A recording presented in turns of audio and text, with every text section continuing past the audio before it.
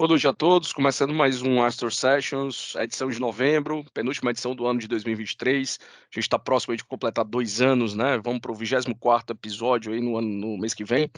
É um prazer estar aqui com vocês. A gente está trazendo hoje um tema que já passou por algumas vezes aqui, né, nas nossas temáticas mensais e com os nossos convidados aqui do Astor Sessions, que é o tema de crédito.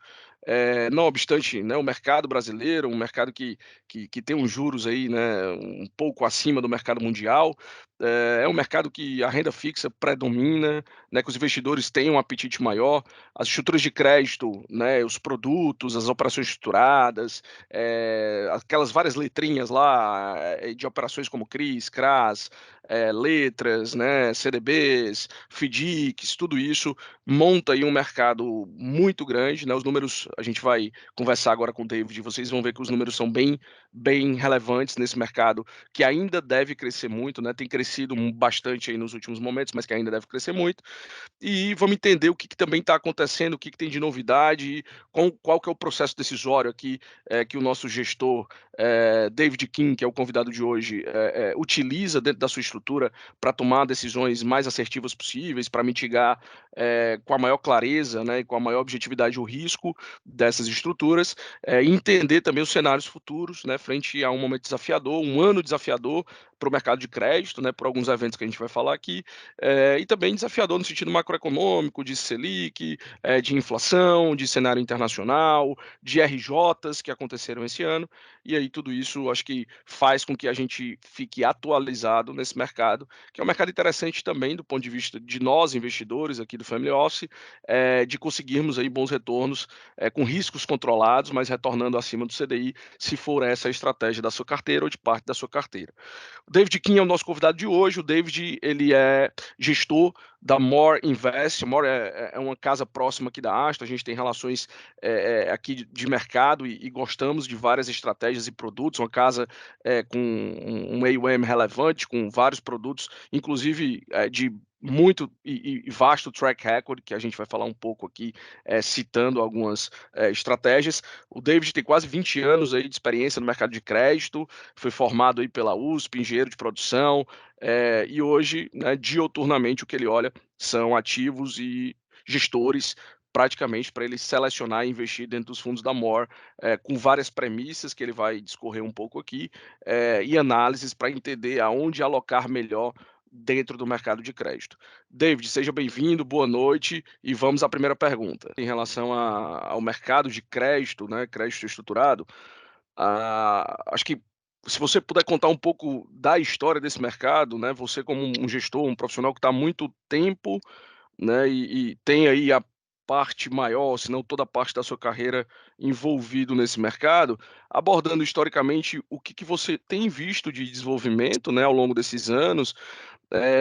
O mercado de capitais do Brasil ele ainda é pequeno para o que ele poderia ser, e o crédito, na minha opinião, aqui é um dilema, tanto do ponto de vista da empresa que toma esse crédito, mas das famílias empresárias que estão aqui conosco no Family Office, que ainda, né, começam a amadurecer um pouco desse entendimento do que são os fundos de crédito, das operações de crédito estruturado e todo esse ecossistema do crédito. Então, fala um pouco aí da história do que você tem visto aí ao longo da, pelo menos, última década, né?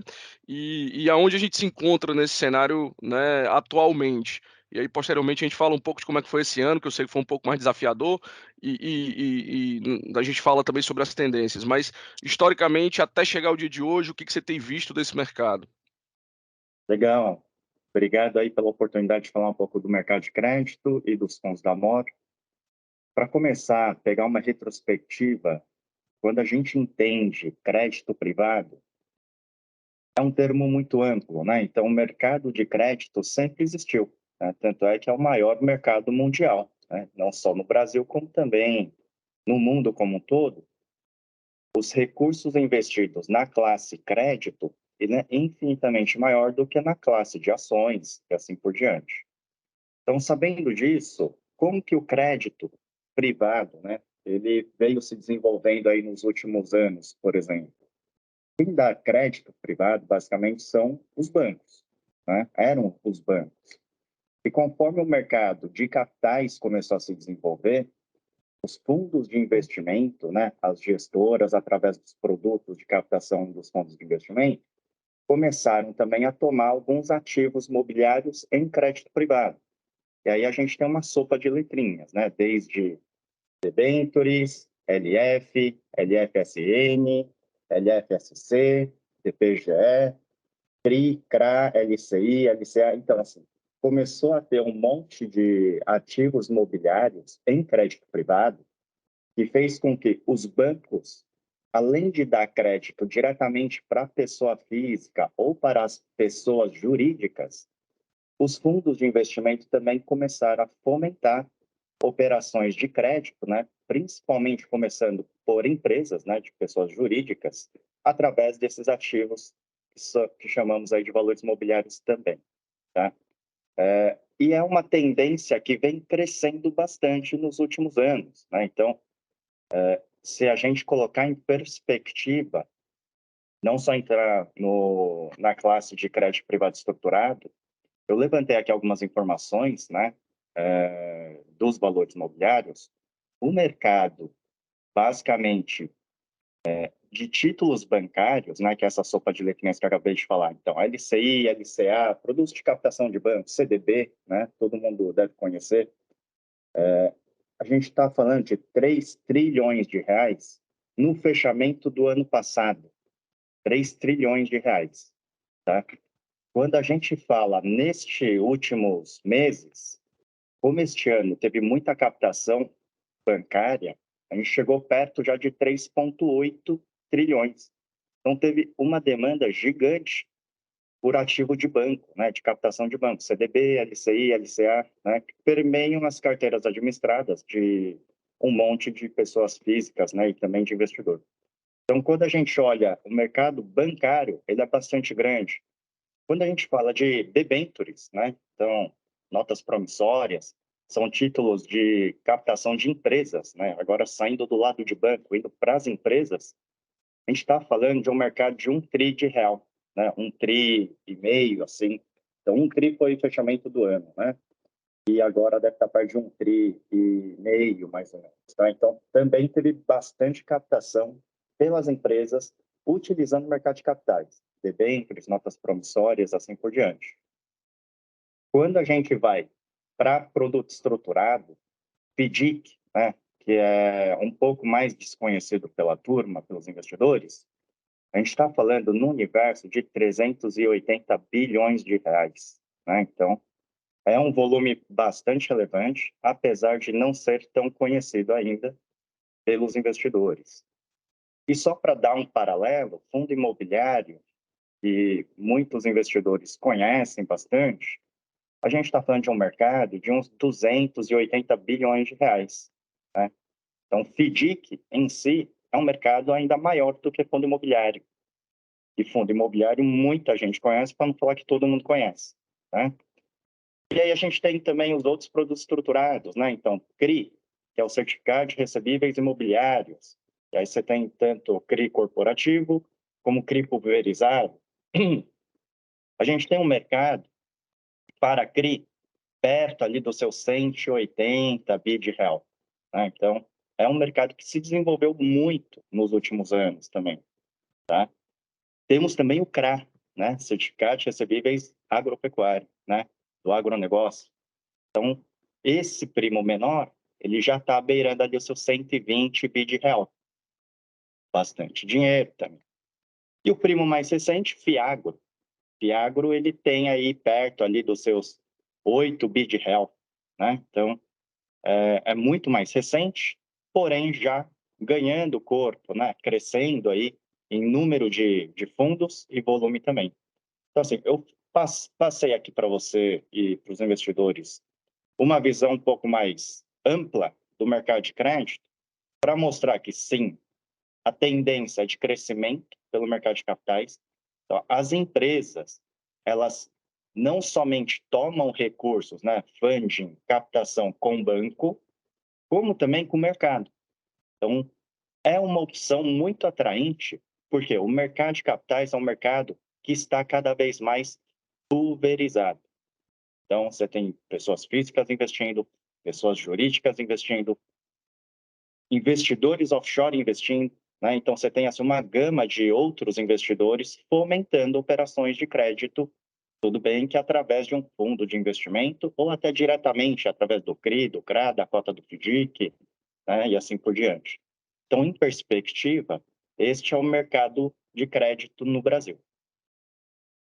Não, muito bom, David. Assim, a gente começa a entender que é um mercado com números grandiosos, né, até eu particularmente fico assustado aí, você fala e falou muito bem, fundo imobiliário, quando você pega aqui as famílias do family office, é algo que já é muito fácil de entender ou que já tem um apetite natural, né, pela toda a parte imobiliária, as famílias normalmente já têm land banks diretamente, né, os ativos reais são investidos ao longo de muito tempo, então interessante saber que esse mercado já é muito grande, quanto expressamente ele é um dos grandes motores aí da economia, né? Porque ele consegue trazer esse funding aí não só para aquela empresa que é listada, mas para a empresa de middle market, né? Para a empresa menor, e isso faz com que a gente consiga também ter essa descentralização, essa pulverização do oligopólio dos grandes bancos, né? E até desses bancos de segunda linha também. Então, muito interessante. Eu queria que você expusesse agora, David, algo que eu particularmente fiquei muito bem impressionado quando tive com vocês na More Invest, eh, e entendi todo o processo e a diligência, né, todo o processo de análise, de decisão, né, na compra de cota de outros fundos, de outros FDICs ou de produtos de crédito estruturado, olhando aí, Amor, assim, me corrija se eu estiver falando algum número que não está correto, mas vocês têm mais de 14 fundos, mais de 1,4, 1,5 bi sob gestão, então assim, tem muita coisa já acontecendo há um bom tempo que vocês têm feito, mas me impressionou muito o processo decisório de investimento por algumas tecnologias próprias que vocês foram desenvolvendo para poder analisar o crédito, para poder analisar o risco, a qualidade daquele crédito, daquele gestor que toca aquela outra operação de fundo. Então, eu queria que vocês pusessem um pouco o que para vocês, né, são principais premissas para tomar decisão de investimento, como é que a More, para acho que expor todos aqui do Family Office, ela nessa caixa de ferramentas ela vai decidir quais que são as melhores escolhas, né? E particularmente tem dado certo aí, né? Vem acertando nesse modelo de vocês. Perfeito. Só para te atualizar, a Mora ela já está com perto de 2,7 bi de real. Crescemos muito, principalmente nos últimos anos, e Eu devemos olhei no chegar site, então me perdoe, já está quase o dobro, então. Excelente. só em FDIC, Morel, a gente já está chegando perto aí de 1,7, quase 1,8 bi de real. Tá? Só cotas de FDIC. E assim, deixa eu até colocar um pouquinho aqui mais claro e fácil para o investidor entender como que a gente analisa a FDIC e quais são os principais drivers, né, pilares aí, para a gente poder também trazer conforto no lado do investimento aí dos clientes, né? Então, primeira coisa, eu vou falar mais de FDIC, porque é a grande estratégia da casa, né? Então, dos 2,7 e 2,8, a gente tem 1,7 e 1,8 em FDIC. E somos uma casa reconhecida nesse segmento, né? Inclusive com premiações e tudo mais. Então, para começar, FDIC é um produto extremamente estruturado, né? Então, cada FDIC é um FDIC. É difícil você conseguir ali uma padronização, porque o ativo lastro, né, o ativo de crédito do FDIC é um ativo único. Não é um ativo tão padronizado assim como se fosse debênture de Petrobras, né, ou por a letra financeira do Banco Bradesco, Itaú. Então, a gente está falando aqui de duplicatas, cheques, nota comercial, CCB, contratos, né? Então, cada um desses lastros, ele tem um tipo de devedor e um tipo de cessionário, né? Que é o cedente. Então, vamos lá, voltando aqui. Primeira coisa, quando a gente olha um FDIC, por ser um produto estruturado, o FDIC tem cotas, desde uma cota mais protegida, que é uma cota sênior, e uma cota que é um pouco mais arriscada, que serve como colchão de proteção para o investidor sênior, que é a cota subordinada. Tá? Essa cota subordinada ela ainda se subdivide algumas vezes em algumas estruturas entre cota subordinada júnior, que é detida principalmente pelos consultores, originadores e donos do FDIC, que a gente chama, e também tem uma cota mezanino, subordinada mezanino, que fica ali no meio entre a cota júnior e a cota sênior. A cota mezanino, muitas vezes também, quem toma são os investidores, né? Então, os fundos da Mora e assim por diante. Então, beleza, essa é a estrutura. Vamos pensar dessas 3 cotas. A MOR gosta que o dono, né, que o consultor, o originador do crédito, esteja alinhado no produto. E como que isso acontece? Ele tem que deter a totalidade ou a grande parcela da cota subordinada júnior, né? Por quê? Todo e qualquer atraso que gere perda de crédito, quem vai sofrer é ele primeiro, que é o subordinado júnior. Então, eu, como cotista sênior, só vou vir a sofrer depois que o cotista subordinado e o mezanino sofrerem tudo. Então, este alinhamento é o alinhamento perfeito que deveria acontecer em todos os FDICs, principalmente, né, quando a gente fala. Então, esse é o primeiro pilar. Segunda coisa, o ativo de crédito dentro do FDIC, ele tem que ter um prazo médio casado com passivo, né? Então, a cota sênior e mezanino, eles têm um prazo, né? Pode ser aberto, D29, D30, ou pode ser fechado, 2 anos, 3 anos, né? Então, vou exemplificar. No ativo, se o FDIC ele se propõe em comprar recebíveis comerciais de duplicatas, cheques, notas fiscais, basicamente, no comércio e na indústria, esses lastros têm um prazo médio ali de 45 dias, né? Então, uma empresa A vendeu para uma empresa B a prazo, a empresa B vai pagar em 30, 60, 90 dias, né? Então, se pegar um prazo médio nesse exemplo, dá 60 dias. Mas se você pegar o prazo médio, geralmente, dos FDICs, que se propõe a comprar esses recebíveis, dá perto de 45 dias. Então, nos 45 dias, você consegue ter uma estrutura de passivo, de sênior e mezanino, aberta, de 30, né? Com a 175 agora, pode até de 180, inclusive, tá? Já num crédito consignado, como você está dando dinheiro para o servidor público, se for federal, né, estadual, municipal, ou para os funcionários de uma empresa, se for um consignado privado, com retenção na folha de pagamentos, né? Este é o lastro do crédito consignado. Basicamente, é uma CCB que você faz, né? Um título ali de crédito, que vai ter ali um prazo de 1 ano, 2 anos, né? Então, o prazo médio desse ativo de crédito, do crédito consignado, ele é muito mais longo do que o recebível comercial, né? Quando você vai, inclusive, para a esfera federal, né, do governo, município, o crédito consignado chega a ser muito mais longo, né, de 4 anos, 5 anos, né?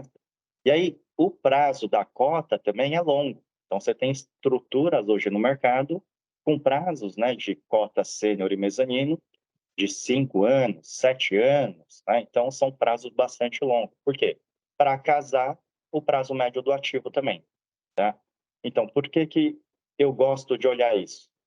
Existem algumas estruturas que existe um grande descasamento. Então, se chega na Mora Invest, um, um ativo lastro, né, um FDIC que se propõe a fazer o crédito consignado e tem uma estrutura aberta de fundo, no dia que tiver um monte de resgate, o FDIC não vai ter liquidez para pagar todo mundo.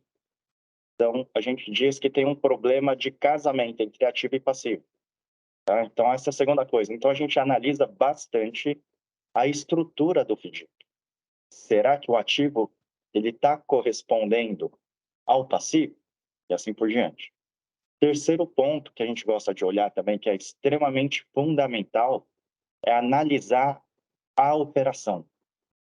Então, qual que é a operação de crédito? É o desconto de recebíveis? Então, qual que é a taxa média? Qual que é o prazo médio? Como está a pulverização? É um único devedor ou são vários devedores? É uma única região ou são várias regiões, né? Você consegue fazer uma pulverização de risco através da diversificação de devedores e de regiões também do Brasil inteiro, né?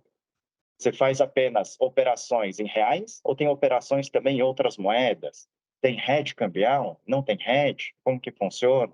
Né? Então, são diversos aspectos da operação específica de desconto que a gente começa a entrar e entender também. Se for um outro tipo de lastro do agronegócio, a gente está correndo risco de safra ou não? Estamos fazendo uma alienação fiduciária de estoque, né? Então, a gente tem que entender a especificidade de cada tipo de crédito, né? Então, a gente adentra muito profundamente nesse tipo de entendimento para trazer conforto também de dar alavancagem, né? Então, a gente está dando cota sênior e cota mezanino para o originador, para o dono do FDIC. Então, se a gente for resumir, basicamente, nas operações que a gente analisa, obviamente tem outros pontos, tá? Mas alinhamento, extremamente importante, estrutura e o ativo de crédito.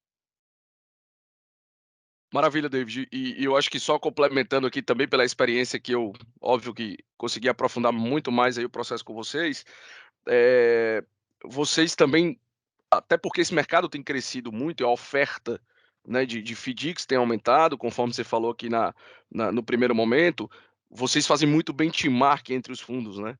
Então vocês comparam muito esses fundos aí, com todas essas premissas que você falou, mas vocês usam, né, todo essa base de informações que vocês compilam para poder comparar. E aí, eu queria te fazer uma pergunta, eh, que está em linha aí com esse processo decisório e com um pouco também da tua experiência nesse mercado.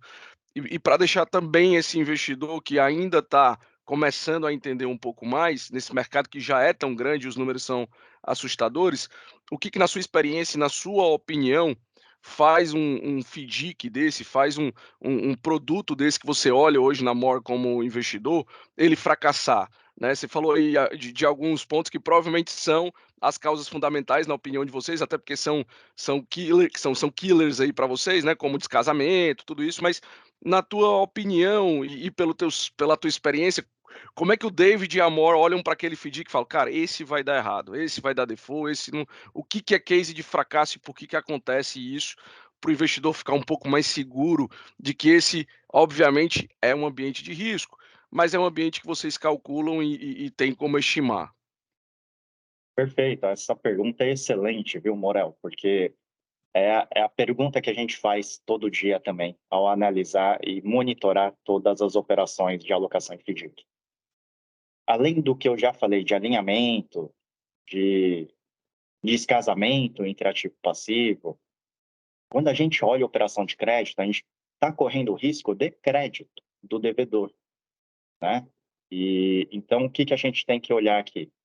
Basicamente, se as operações estão ficando mais arriscadas ou não, isso depende de diversos fatores, né? Então, só para passar como exemplo, este ano tem sido extremamente desafiador para todo mundo, para as indústrias, para as grandes empresas e até para as pessoas físicas que tomam crédito, né? Porque Selic subiu muito, ficou em 3,75, começou a cair, mas o spread de crédito é sobre o risk-free brasileiro, né? Então, se a gente pegar uma média de taxa que as empresas se financiam, você vai chegar ali ao redor de 25 a 30, 35% ao ano. É uma taxa bastante alta. As pessoas físicas, né, quando vão pegar crédito no banco ou até com FDICs, elas estão se financiando ao redor de 45 a 55% ao ano, dependendo da linha, né, do crédito rotativo, cartão, essas coisas.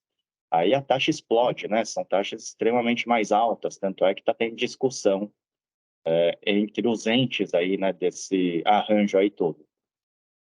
São taxas bastante altas que machucam, sim, o balanço das empresas e também a poupança das famílias aí, né? Então, esse cenário extremamente desafiador, ele faz com que o risco de perda de crédito seja mais alto. É natural, tá? Então, como que a gente tenta mitigar esse risco maior de perda? Na MOR, a gente gosta de olhar não só a subordinação, como já mencionei, que é o colchão de proteção da cota C, do meu investidor, do meu investimento, inclusive, né? A gente gosta de ver também se tem outras garantias. Eu vou te falar, basicamente, 3 principais que a MOR gosta e a gente tem como praxe aí nos nossos investimentos, né, nas nossas alocações. Quando a gente fala da estratégia de multicedente e multisacado, que é o desconto, né, dos recebíveis comerciais, a gente tem também o seed money num primeiro FDIC do Brasil com seguro de crédito. Então, além da subordinação, se o devedor ele vier a faltar, a falhar o pagamento, o FDIC, por ter uma apólice de seguro, ele consegue fazer o aviso de sinistro. E a seguradora ela paga aquilo que o devedor não pagou. Então, você entende que tem outra proteção além da subordinação? Então, num cenário difícil, ter o seguro de crédito é uma sobregarantia. Não quer dizer que a gente tenha para todos os FDICs, multicedente, multisacado, e que este especificamente tenha para 100% da carteira. Por regulamento, esse especificamente tem que ter pelo menos 30% da carteira com seguro. Tá? Numa operação agro, indo para o segundo ponto de garantia, a gente não gosta de correr risco da safra. Né? Por quê? Porque safra, você tem quebra de safra, a gente fala que é porteira dentro, operações porteira dentro, né? Onde seria uma operação de crédito para uma empresa do agro, essa empresa, ao tomar esse dinheiro, vai comprar semente, fertilizante, defensivo, vai contratar gente, vai comprar maquinário, né? Vai arar a terra para ter depois chuva e sol na quantidade e no tempo correto, para depois ter a colheita. Né? Então, tem muitas variáveis aí que não são administráveis, né? São difíceis para você também querer controlar. Então, e são operações mais longas, tá? 9 meses, né? Os períodos de safra aí, depende da cultura também. Então, nesse tipo de operação, a gente não gosta de alocar muito capital. Que tipo de operação no agro a gente gosta? Uma vez que já foi feita a colheita, essa colheita de grãos, principalmente, ela fica em depósitos, em silos, né? Esses depósitos em silos, a gente faz a seguinte operação: para cada R$ 130 em financeiro de grão, digamos aí de soja, que o Brasil é o maior do mundo, inclusive, a gente dá 100 de crédito. Então, de largada, já sai com 30% de commodity ali, né, de grãos de soja, como garantia da operação. Segunda coisa, tem um ente terceiro, chamada Control Union, que ela atua como fiel depositário. O que ela faz nessa operação? Ela certifica a quantidade e qualidade daquele silo, daquele grão dentro daquele silo. Né? Então, a gente pode ter certeza que aquele estoque está na quantidade e na qualidade necessária, porque se chegar um momento daquela empresa agro não fazer o pagamento, a gente vai para cima da garantia e essa garantia ela é líquida, né? Você consegue vender isso, inclusive para uma trading, né? Ou para a indústria e assim por diante, né? Então, se a Control Union falhar nessa certificação, por ser fiel depositária, ela é devedora solidária também. Então, tem mais um elo ainda, que você tem um outro devedor mais robusto, né? Que também te protege o investimento. Então, também das camadas de proteção, 30% de garantia sobre o grão adicional, Control Union como fiel depositário, né? E devedora solidária, além da subordinação. Então, nesse caso, você não tem o risco do grão não existir. A gente fala que não tem o risco de performar, tá? Então, aqui já está performado, já está ali, né? Então, este é o segundo ponto. E um último, terceiro ponto que eu queria falar, de garantia, de proteção, seria no sentido de ter empresas com patrimônio, porém sem liquidez. Então, o que acontece? A empresa precisa de um capital de giro, ela tem ali plantas, né? Não só a empresa, como também os donos da empresa, né? Na pessoa física, né? Através do aval, tem ali casa na praia, casa no campo, terreno, outros imóveis, né? Então, não operacionais, que colocam como garantia nesta linha de capital de giro, num fator de 3 para 1, 2 para 1, né? Então, para uma operação de R$ 1 milhão, você tem uma garantia de 2 milhões ou 3 milhões. Se você pegar o laudo, inclusive, tem ali uma avaliação de venda forçada, né? Que este valor de 2, 3 milhões vai cair para 1,8, 1,5 milhões, né? Então, mesmo assim, cada R$ 1 de crédito ele está coberto com mais de R$ 1 em garantia, né? Então, qual que é o ponto aqui? A empresa lá necessita de capital de giro, ela vai receber o recurso, colocou o patrimônio em alienação fiduciária, que é extremamente importante. Inclusive, teve uma decisão, né, do judiciário na semana passada, né, que atestou, né, e desburocratizou a execução dessas garantias de alienação fiduciária. Você tinha que abrir ali um processo judicial para poder correr atrás da garantia. Agora não, como já está em alienação fiduciária, você faz o trâmite mais rápido, né? Envolvendo somente a consolidação em cartório e levando a leilão, tá? Então, isso tudo tende a melhorar o ambiente de crédito aqui no Brasil. Mas trazendo aqui o ponto de vista, né, sobre a garantia, é uma operação extremamente robusta, né? Porque você tem garantias que valem mais do que o crédito também. Então, quando a gente faz os estudos dos FDICs, além daqueles pontos iniciais, a gente gosta de olhar também para essas outras garantias que vai proteger o meu investimento, proteger o meu investidor. Mas só para finalizar, você falou assim, quais são os outros pontos que podem ter problema ao analisar e alocar em FDICs? A questão da fraude, né? Então, você tem alguns golpes de crédito aí no mercado, né? Então, como que a MOR consegue se defender disso? Se aliando a boas estruturas alinhadas, né? Com operadores, né? Com consultores, originadores, donos de FDIC, que já têm um longo histórico de operação no mercado e também tendo muita garantia. Então, seguro de crédito, fiel depositário e garantia real.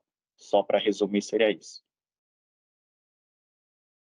Excelente, David. Aprendi muito aqui nessa sua fala, porque algum desses layers aí, dessas camadas, eu particularmente não tinha tanto conhecimento, né? E aí abrir essa caixa de ferramenta mostra que toda essa análise é muito criteriosa, né? E tem várias barreiras aí para você conseguir se defender de qualquer tipo de problema. Para finalizar, assim, o papo está muito legal. Infelizmente, a gente não consegue passar muito mais tempo conversando, mas eu queria tentar sintetizar agora tudo que a gente falou, David, e ouvir um pouco da tua visão do que é para frente, do que é futuro, né, desse mercado. A gente tem algumas variáveis aí, como você falou, a gente não controla, principalmente macroeconômicas, que estão acontecendo, e aí eu vou citar algumas para poder embasar aqui a tua definição do que é visão aí para os próximos anos. Primeiro, você falou de um ano desafiador e realmente foi, principalmente para o mercado de crédito, né? A gente teve, e aí trazendo um pouco desse último ponto de fraude ou de assimetria, você teve aí a questão da própria lojas americanas, você teve episódios aí com concessionário no Rio de Janeiro, né? Light, então, isso tudo acho que mexeu um pouco com o mercado de crédito e trouxe algumas questões também, até de talvez, né, riscos e como se defender de tudo isso. Você tem agora instruções novas da CVM que, né, devem ter algum impacto também no mercado de crédito. E você tem Selic mudando, você tem cenário internacional desafiador. Então, tem toda uma conjuntura aí que eu sei que são variáveis complexas que, quando colocadas juntas, devem aí fazer com que a MOR, com que você e o seu time revise aí tudo que é de premissa para os próximos anos, né? Então, como é que você está enxergando esses eventos recentes e essas tendências do nosso mercado aí, até as questões regulatórias, óbvio, para os próximos anos aí? Como é que vocês devem se posicionar à frente ao que vocês estão vendo do mercado? Morel, o cenário é esse mesmo que você desenhou, não é trivial, é bastante desafiador. Porém, já vivenciamos, a Mora ela tem um histórico desde 2012, né? Já completamos mais de uma década já de histórico, principalmente no nosso fundo principal, que é o Mor Crédito. Então, esse cenário é um cenário que já aconteceu no passado. Selic alta, inflação alta e desacelerando um pouco a cada mês que passa, as empresas engargaladas, né, passando dificuldade. Neste ano, só para você ter ideia, já temos um pouco mais de 600 recuperações judiciais. É muita empresa passando dificuldade e tendo que utilizar desse artifício, né, deste artifício aí que é a RJ, para poder tentar se reestruturar e voltar ao mercado antes de quebrar, né? Então, assim, o cenário está bastante difícil. Porém, este cenário já aconteceu no passado, ali em 2016, né, 17. Então, a gente já teve também Selic ali naquela época, era 14,25, né? A inflação também era bastante alta, teve inclusive o recorde de RJs naquele ano, inclusive, né? Então, assim, como que a MOR deve se posicionar frente a este cenário desafiador? Da mesma maneira que a gente sempre veio fazendo, embasando muito em disciplina de processo, monitoramento, foco em entender alinhamento, estrutura do FDIC, ativo, monitorar os ativos e ter garantias, né? Então, assim, tudo que a gente veio fazendo tem dado resultado, né? Tanto é que os nossos fundos, eles são aquela cota, né? Aquele retorno que aparece na lâmina, é resultado, na verdade, né? Então, tudo que a gente faz tem que refletir ali naquela cota, né? Então, eu não quero que o meu fundo seja o de maior rentabilidade. Eu quero que o meu fundo, primeiro, proteja o meu investidor. Então, a gente quer dar um pouco mais de retorno do que o CDI, né? E para isso, eu não quero correr riscos muito grandes, né, de perda total do capital. Para isso, a gente faz, então, diversificação regional. Então, invisto em FDIC São Paulo, Porto Alegre, Guaramirim, Joinville, Fortaleza, São Miguel de Montes Belos, perto de Goiânia, né? Rio de Janeiro. Então, assim, a gente vai fazendo uma pulverização regional, porque o risco de quebradeira geral, ele vai sendo mitigado. Segundo, diversificação de devedores, do que ficar em apenas um único devedor, ter mais devedores. Quanto mais devedores, né, pela teoria de Markowitz, o risco ali, ele vai sendo mitigado também, risco de perda, né?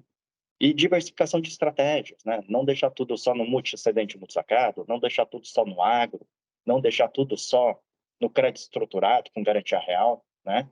Então, diversificar estratégias é uma maneira também de você pulverizar risco, né? Então, assim, são alguns drivers que eu estou trazendo para você, que eu sempre gosto de atuar junto à minha equipe, para que o risco permanente de perda de capital seja mitigado.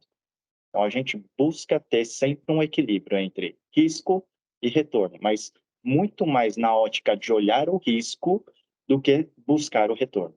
David, muito obrigado pela sua participação. Passamos aqui quase uma hora conversando sobre o mercado de crédito, várias informações que, particularmente para mim, são novas e muito interessantes de entender, de ficar mais seguro sobre esse mercado, de entender como funciona a cabeça de um grande gestor como você, né, dentro de uma grande estrutura como a More e diversas outras que tem aqui no nosso mercado, e aproximar, né, essa estrutura mercadológica dos produtos de crédito aos investidores, né, sejam qualificados profissionais ou em geral aí todo mundo que tem buscado estar mais próximo do mercado para investir em bons produtos, né, para ter retornos interessantes, diversificação e ter esse papo com você abrir a caixa de ferramentas de alguém que está, né, há décadas nesse mercado olhando, entendendo tudo que tende a dar certo e quais são os riscos aí principais para as estruturas darem, né, errado.